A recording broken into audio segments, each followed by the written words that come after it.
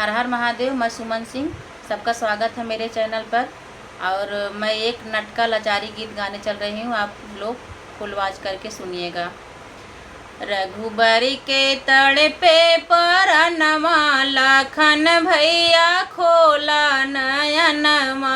रघुबर के तड़ पे परनमा, लखन भैया खोला नयनमा। जो सुन पई है माता कौशल्या, जो सुन पई है माता कौशल्या।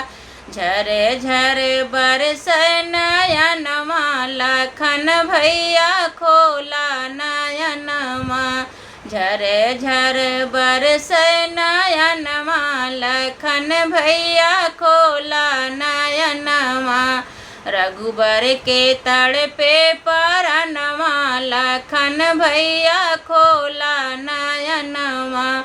जो सुन पई है माता सुमित्रा, जो सुन पई है माता सुमित्रा। तज देई है आपन परनमा, लखन भैया खोला नयनमा। तज देई है आपन परनमा, लखन भैया खोला नयनमा। रघुबर के तड़ पे परनमा, लखन भैया खोला नयनमा।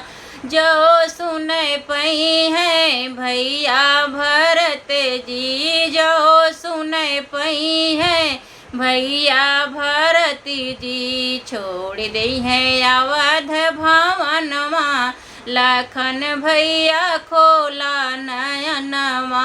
छोड़ दई है अवध भवनमा, लखन भैया खोला नयनमा।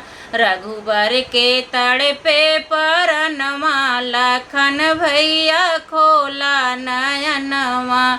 जो सुन पई है भैया अवध के, जो सुन पई है अवधपुर के वासी। जो सुन पई है अवधपुर के वासी।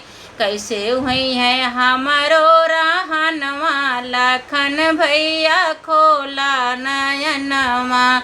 कैसे हुई है हमारो रहनवा, लखन भैया खोला नयनमा।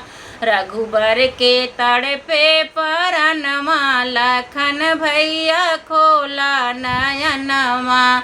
रघुबर के तड़ पे न परनमा, लखन भैया खोला नयनमा।